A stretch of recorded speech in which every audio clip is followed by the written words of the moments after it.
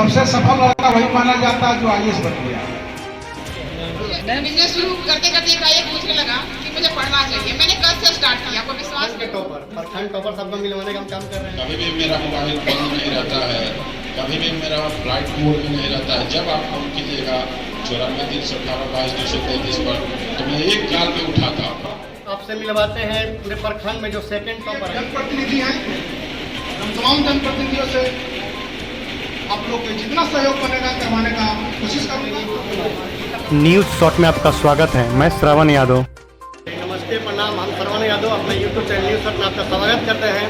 आज हम आए हैं जोगिया गांव में, जहां पर ये मेधावी प्रतिभा सम्मान समारोह का काम कीजिए। जिनके आयोजक हैं अखिल भारतीय विद्यार्थी परिषद के सौजन्य से आज जो बच्चे औरंगाबाद जिले में टॉप करने का काम किए हैं मैट्रिक एग्जाम में, उन्हें पुरस्कार से सम्मानित किया जाएगा। तो आइए हम डायरेक्ट उनके जो ये संयोजक करा रहे हैं संगीत जी से उनसे बातचीत करते हैं। आ चुके हैं संगीत से कुछ बातचीत करते हैं। तो संगीत जी, ये कार्यक्रम जो रखा गया है किस लिए रखा गया है इस तरफ?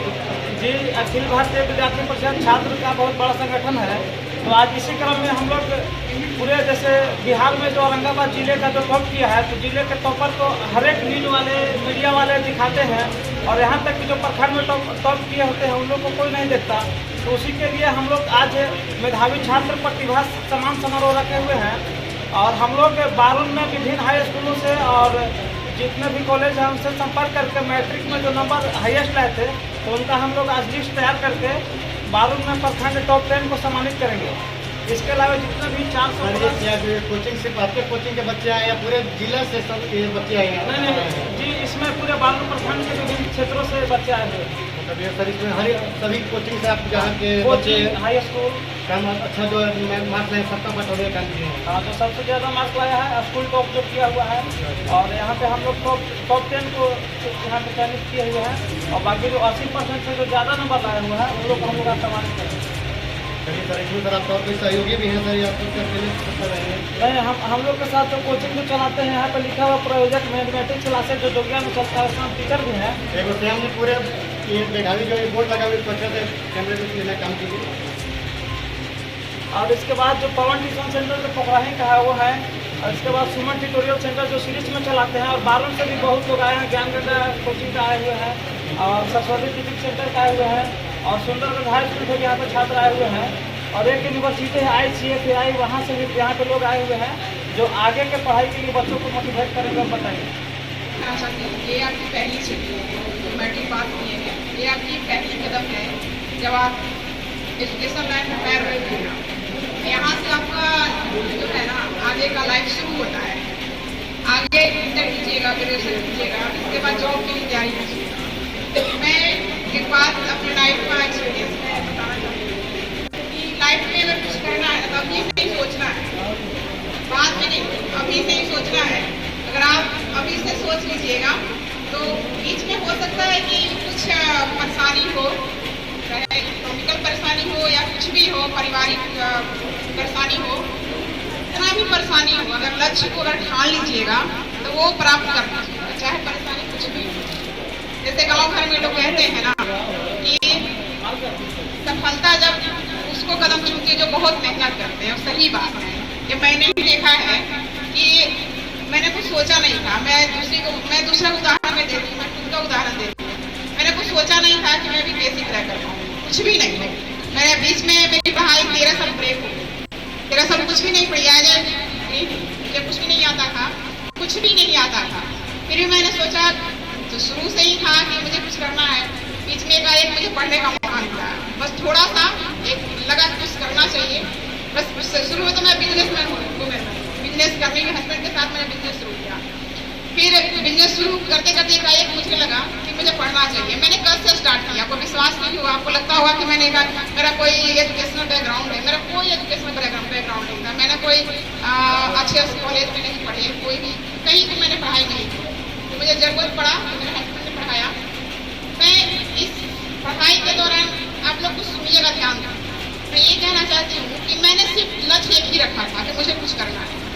उसके लिए मैंने कल से पढ़ाई शुरू की। कल का मतलब हुआ कि मैंने बीच में पढ़ाई मेरी ब्रेक हो गई। मैंने सबसे पहले बिहार बोर्ड की बुक पढ़ी, क्योंकि मुझे कुछ समझ में नहीं आ रहा था, ना ही मुझे लूसेंट समझ में आ रहा था, मुझे NCERT समझ में नहीं आ रहा था, या कुछ जो टेक्स्ट बुक होते हैं ना मुझे कुछ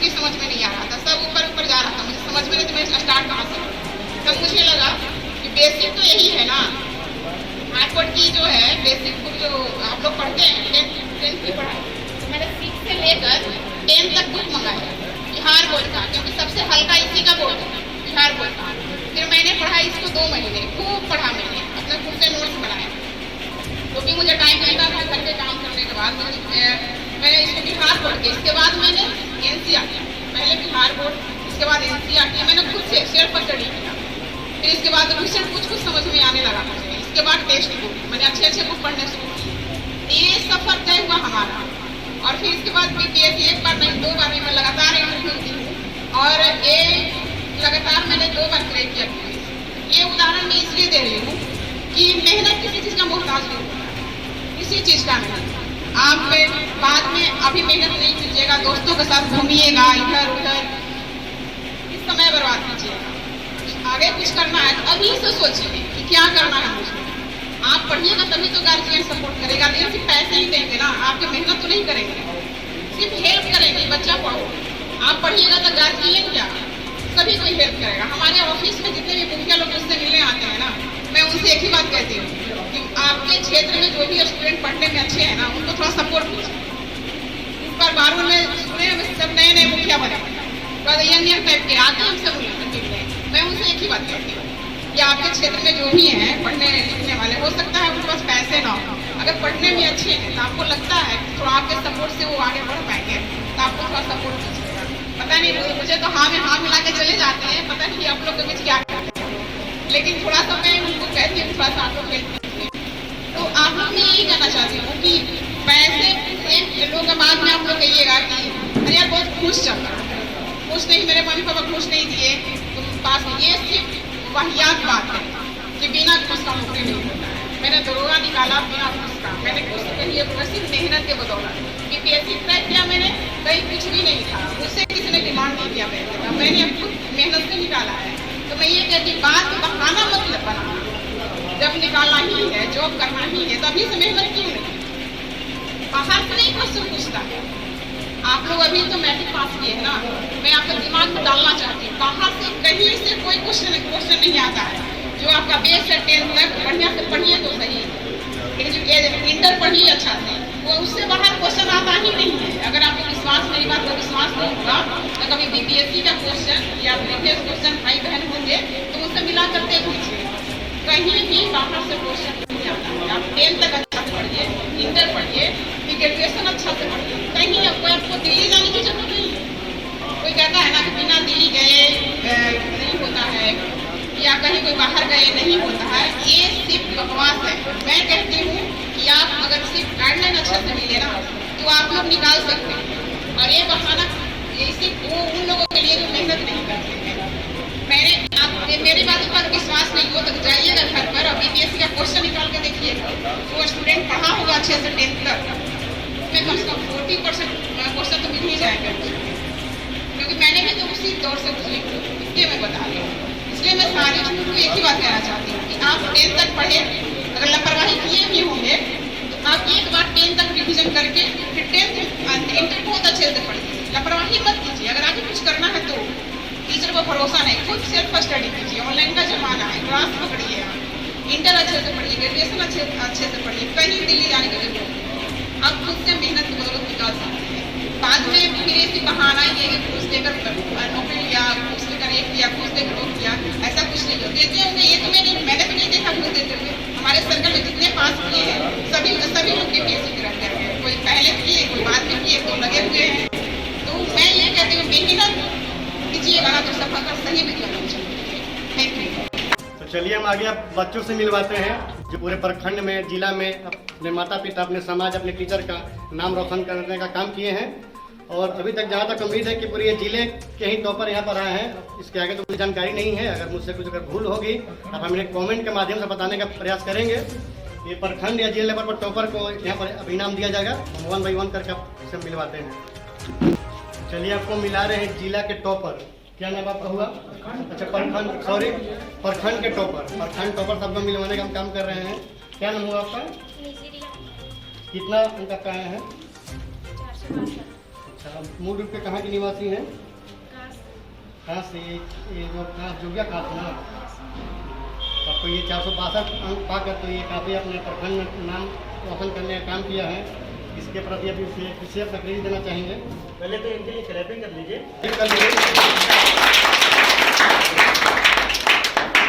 अब इसके लिए किन्हें ये क्रेडिट देना चाहेंगे? इसके लिए अपने पेरेंट्स और टीचर्स को ज़्यादा। आपका एम्बिशन आगे मेडिकल लाइन में जाना चाहते हैं। मतलब मेडिकल लाइन में इंटरेस्टेड हैं। आपका कोई फेवरेट मेडिकल लाइन में कोई जो आपका सबसे पसंदीदा हो? मतलब किन्हें देखकर मेडिकल लाइन में जाना चाहिए? वो मेरा मन है। तो शुरू से ही मन है। खुशी तो बहुत हो रही होगी। आज आपको यहाँ इनाम दिया जाएगा, फर्स्ट प्राइज दिया जाएगा। आपके मम्मी पापा बहुत खुश, आपके मम्मी पापा यहाँ हैं? कहाँ हैं आपके पापा? तो पापा को बुलाइए। कौन है इनके पापा? जो भी इनके पापा हैं आ जाइए यहाँ पर। सबसे पहले तो न्यूज़ शॉट के माध्यम से आपको बहुत हार्दिक शुभकामनाएं कि आपकी बच्ची ने प्रखंड में टॉपर लाने काम किए हैं। सर आप इस पर क्या कुछ कहना चाहेंगे और आपको कैसा आपको लग रहा है कि बेटी अच्छा लाई है? बहुत सारी जो आज ये जो भी अपना पढ़ाई लिखाई करना चाहते हैं इसमें कोई बाधा तो नहीं डालिएगा? और जो आप बच्ची है जो आप पढ़ रहे हैं तो सब क्या कहना चाहेंगे? सबसे कहेंगे कि अच्छा से मन लगा के पढ़े, इन लोग के माता पिता भी ध्यान दें और सुजीत सर के भी आशीर्वाद है। ये मेरे बच्चे का नंबर तो सरकारी है ना, ये खुश है। ये सब बहुत बहुत आपका धन्यवाद सर। आप कुछ संदेश देना चाहेंगे बच्चों को? मैं सबसे यही कहना चाहती हूँ कि सब अच्छे से पढ़ें, अपने प्रखंड जिला देश का नाम रोशन करें। अपने थाना प्रभारी की तरफ से आप लोगों का यहाँ आने के लिए बहुत बहुत धन्यवाद। सबसे तो मैंने संजीत को शुभकामना दूंगा कि हर प्रोग्राम में हमको इन्वाइट करते हैं। मैं कोशिश करता हूँ अपना कीमती समय निकाल कर, और जैसे तैसे मैं भागते हुए थोड़ा सा लेट से आया। तो थाने में बहुत सारे लोग आकर बैठे हुए थे तो उनको भी छोड़ना ठीक नहीं था, उनकी बातों को सुनना था। कुछ आश्वासन दिए कि थोड़ा देर में हम आते हैं। जहाँ हम लोग जुटे हुए हैं पुरस्कार वितरण के कार्यक्रम के परिप्रेक्ष्य में, तो अभी जो राजस्व अधिकारी जो कि बाद में चल के सीओ मैडम बनेगी, वो अपने बारे में जो बताई उससे सभी आप लोगों को जो छोटे बच्चे हैं उनको उनकी हर बात को आत्मसात करनी चाहिए। 13 साल की उम्र में मैट्रिक पास किया था, 72% मार्क्स आया था। उसके बाद मैं क्रिकेट खेलने लगा। हमको लगा कि मैं क्रिकेट खेल के नाम रोशन करूंगा, लेकिन मिला कुछ नहीं। 1999 में पुनः मैं, जैसे मैडम बताई, पुनः मैं इंटर का एग्जाम दिया आर्ट्स सब्जेक्ट लेकर। उसमें भी मेरा 67% मार्क्स आया था। ग्रेजुएशन किए, ग्रेजुएशन के बाद बीपीएससी की तैयारी अपने घर बैठे करने लगा। मैं अपने गांव से बीपीएससी तैयारी किया और 24 साल की उम्र में पीटी निकाला था। गांव के लोग बोलते थे कि लड़का तो क्रिकेट खेलता था, कैसे ही इतना तेज निकल गया। जो मैडम बताई कि कर्मठता, कार्य के प्रति रुचि और एकाग्रता, वही ध्येय बनाकर मैं भी पटना से बहुत सारे बुक्स लाकर एनसीईआरटी वगैरह का मैं थोड़ा पढ़ने में तेज था। मैडम जैसे एकदम जीरो नहीं था, बीच में छोड़ दिया था। एनसीईआरटी बुक नोट्स वगैरह पटना से लाए, पढ़े और बीपीएससी का पीटी निकाला 45वीं बीपीएससी पीटी। उस समय बीपीएससी पीटी निकालने में नाको चने चबाना पड़ रहा, तो थोड़ा आसान हो गया है लोगों को। बहुत सारे बुक्स आ गए, बहुत कोचिंग आ गई है। मैं बिना कोचिंग के निकाला। उसके बाद फिर दरोगा का 2004 में भरा। मेरे भाई के कारण मैं बीपीएससी ही एग्जाम की तैयारी करता था। परीक्षा का फॉर्म नहीं भरना चाह रहा था दरोगा का, लेकिन वो मेरा बड़ा भाई जो नेता है वो जाकर स्वयं इलाहाबाद में मुख्यालय का डेयरी, वहाँ मेरा फॉर्म भरा है। मैं जो क्रिकेट खेलता था तो दौड़ गया। मैं अपने भाई से बोलता था कि इसमें मैं फंसूंगा तो वो मेरा नहीं हो पाएगा, और वही हुआ। 2 बार मैं मेंस दिया, लेकिन तब तक दरोगा का एग्जाम आ गया था, पीटी ट्रेनिंग होने लगा, तो हमसे वो जो मेरा सपना था, इच्छा था, वो नहीं हो पाया। फिर भी मैं इस पद पर रहकर भी लोगों का सेवा करता हूँ और रात दिन सेवा करता हूँ। कभी भी मेरा मोबाइल बंद नहीं रहता है, कभी भी मेरा फ्लाइट मोड में नहीं रहता है। जब आप फोन कीजिएगा 94 318 22 233 पर, तो मैं एक कॉल पे उठाता हूँ। ये मेरी जनता के प्रति जो कर्मठता है वो दर्शाता है। तो मैं चाहूँगा कि आप लोग भी अपने लाइफ में खूब पढ़ें और लक्ष्य को चिन्हित करें और एकाग्र मन से मैडम के बताए हुए, चाहे अपने भी जो आपके गुरु होंगे वो जो बताए होंगे उनके नक्शे कदम पर चले और एकदम सफलता मिलेगी, निश्चित मिलेगी। यही मेरी आपसे शुभकामना है। धन्यवाद। चलिए अब आपसे मिलवाते हैं पूरे प्रखंड में जो सेकंड टॉपर आई हैं। क्या नाम हुआ आपका? कितना आपका मार्क्स आए हैं? कहाँ की रहने वाली हैं? कहाँ पढ़ती कहाँ थी? यहाँ से फोटो स्कूल। स्कूल का नाम क्या था? कैसा अनुभव हो रहा है इतना अच्छा अंक पा करके? माता पिता को क्रेडिट देना चाहेंगे या टीचर में इसमें सहयोग रहा है पूरा? माता पिता और टीचर और भाई क्या पढ़ लिख कर आगे बनना चाह रही हैं? आगे हम डॉक्टर बनने के लिए बहुत ज़्यादा पैसे की जरूरत है, नहीं तो फिर आपको नीट क्लियर करना होगा। तो क्या आपको खुद पर इतना भरोसा है कि आप नीट निकालने में कहाँ तैयारी कीजिएगा? हर दुकान नीट निकाल लीजिएगा। यदि आपसे जजपुर को सलाम हम करते हैं कि इतना बड़ा एग्जाम जिसके लिए लोग विदेश से चले जा रहे हैं पढ़ने के लिए, इनका जो हौसला है कि हम ये 10% की नीट निकालने का काम करेंगे और एक सफल डॉक्टर बनने का काम करेंगे। तो संदेश देना चाहेंगे लोग को?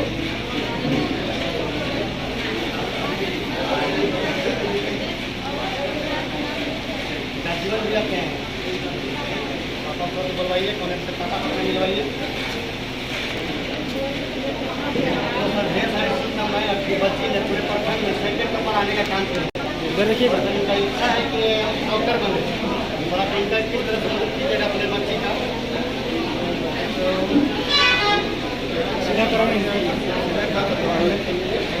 कोशिश कराइए, पढ़ाई जहाँ पर वहाँ तक मदद करें। डॉक्टर आपके सहयोग में बहुत सारी पढ़ाई बन चुका है, तो आप ये अफोर्ड कर पाइए। सरकार से मदद करना चाहेंगे, जैसे कि आपकी बच्ची ने बोला मेहनत करके एग्जाम क्वालिफाई करेगा पढ़ेगा, तो सर इसलिए आपका भरपूर सहयोग रहेगा। जी सर। और कुछ बच्चों को संदेश देना चाहेंगे? देना चाहेंगे सर बच्ची का टॉप किए आप खुश रहे ना घर पर? हाँ, सब घर वाले खुश हैं, आपके रिश्तों वाले खुश हैं। प्रखंड स्तर टॉप करने का भाग प्राप्त हुआ, उसके लिए आप सभी कोचिंग क्लासेस एवं कैरियर को बहुत बहुत बधाई और धन्यवाद। मैं बच्चों को अपने तरफ से बहुत बहुत शुभकामना देता हूँ कि आप लोग प्रखंड का नाम रोशन किए हैं और मैं ऐसा करता हूँ कि आप लोगों का जीवन का सहयोग जैसे अभी तक प्राप्त हुआ है वैसे ही आगे आप लोग को मिलेगा। हम आप लोग के क्षेत्रीय जनप्रतिनिधि हैं, हम तमाम जनप्रतिनिधियों से आप लोग के जितना सहयोग बनेगा करवाने का कोशिश करूंगा। लेकिन शिक्षा जिस तरह से आप लोग मैट्रिक में नंबर लाए हैं, इतना मेहनत कर करके उस तरह से इंटर कीजिए, ग्रेजुएशन कीजिए, अपने अभिभावक का मान बढ़ाइए और अपने प्रखंड एवं जिला का मान बढ़ाइए। आप लोग के मेहनत के बदौलत ही राज्य का हौसला बढ़ेगा और आप लोग को सपोर्ट करेंगे शिक्षा व्यवस्था।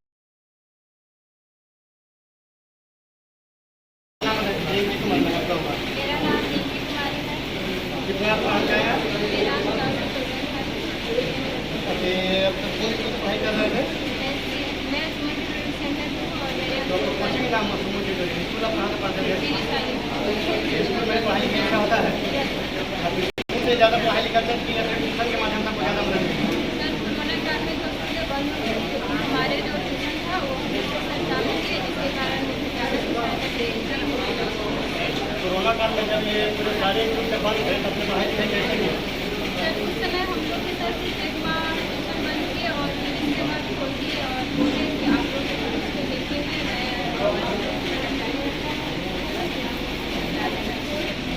ये कोचिंग सब ऑनलाइन आने का भी सुधार कर गया था।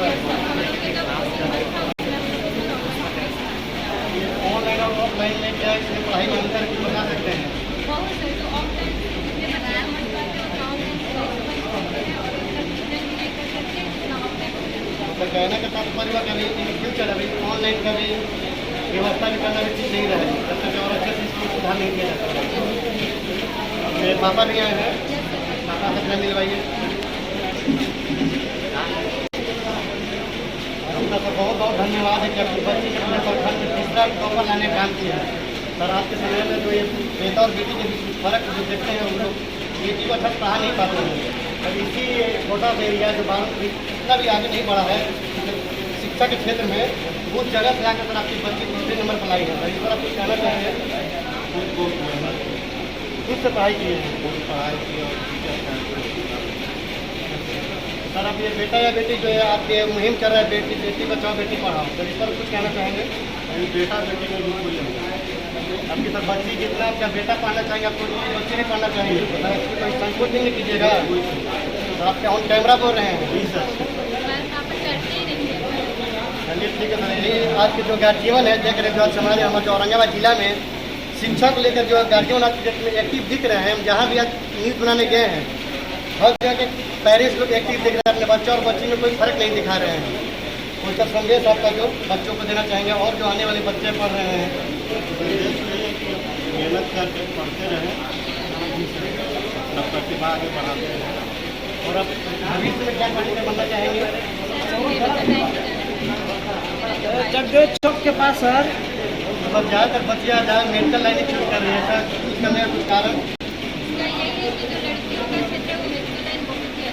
ये बैंकिंग लाइन भी है, रेलवे है, और हर जगह अपना लेडीज लोग सेवा देंगे। तो मैडम को क्या देख रही है?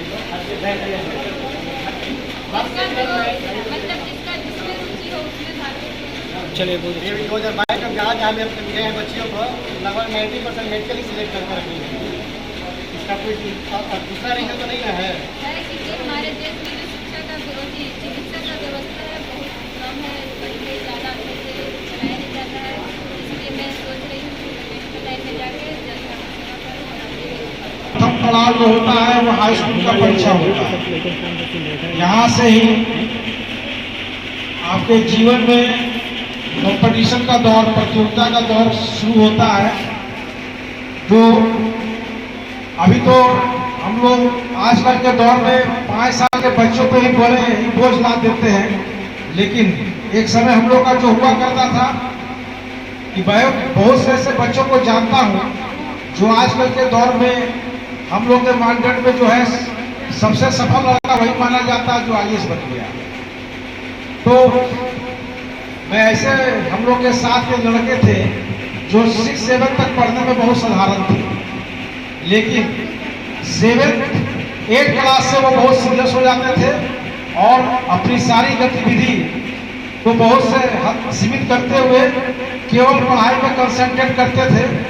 और उसके बाद से जो शुरू करते थे तो हाई स्कूल में बहुत अच्छा अंक प्राप्त करना, सफल होना, उसके पश्चात इंटर, ग्रेजुएशन, पोस्ट ग्रेजुएशन, लगातार उनका कंटिन्यूअस मेहनत रहता था और वो आगे चल के बहुत अच्छे सफल भी हुए। आज वो कई उच्च अधिकारी पद पर अलग अलग प्रदेशों में पदस्थापित है। तो मेरा यही मानना है कि आजकल के जो भीड़ में प्रतियोगिता बहुत हर क्षेत्र में कठिन हो गया है और बच्चों को जो है अपने चॉइस के अनुसार आप अपने को देखिए कि हम किस चीज को सहजता से, हर चीज हर कोई के बस में नहीं है। हम किसी चीज में अच्छे हैं, किसी चीज में कमजोर हैं। तो जो आपका मजबूत पक्ष है उसको स्पेशलाइज करिए, उसको एक्सपर्टाइज करिए।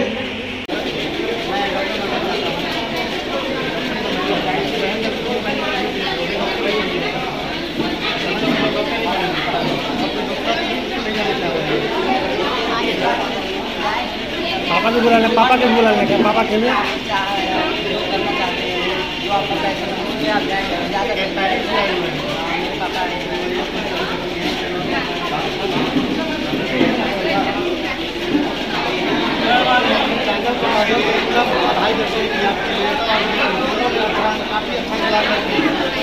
आपको ये हर तरफ लगाया जा रहा है सामान के लिए।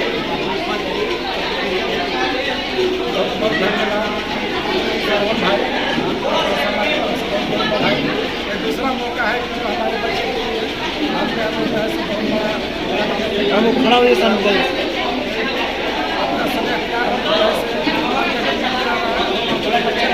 इतना मेहनत किया है इनके लिए, ये बहुत इंक्वायरी की बात है। रिजल्ट पे एक नंबर होता है, फर्स्ट सेकंड थर्ड, ये नंबर पे हर बच्चे में एक अपना स्ट्रेंथ होता है, वीकनेस होता है। देखिए उसी को स्ट्रेंथ को आइडेंटिफाई करके उनको पॉलिश करने का काम वो हम लोग करते हैं एज ए करियर काउंसलर। हमारा काम ही है कि करियर काउंसलिंग करना, बच्चों को आइडेंटिफाई करना कि इस बच्चे में क्या मेरिट है, उसके अकॉर्डिंग हम लोग कोर्स प्रोवाइड करते हैं कि आपके लिए ये बेहतर होगा। हम लोग आइडेंटिफाई करते हैं फिनंशियल कंडीशन भी बहुत मायने रखता है। पेरेंट्स क्या करते हैं घर में, उसके अकॉर्डिंग हम लोग ऐसा नहीं थोपने वाला काम नहीं करते। जो मर्जी वो पढ़ाई करा देना है, बाद में डिग्री बांटने वाला काम किया जो पहले होता था। अब वो कोर्सेज जो फ्यूचर में काम आ जाए, है ना। तो कैरियर काउंसलिंग बहुत ज़रूरी है। हम करें क्या, वो बेसिकली आइडेंटिफाई करती है इफ़ा यूनिवर्सिटी 1984 से लास्ट 40 साल हो गए इक्वालिटी एजुकेशन के लिए ही जानी जाती है। जो औरंगाबाद आपका इंडिया में टॉप 3 में आया है इसमें, इसीलिए इन्होंने अपना यूनिवर्सिटी का कैंपस ओपन कर रहे हैं यहाँ पे औरंगाबाद में जफिया मोड़। बहुत बहुत धन्यवाद। हम इनसे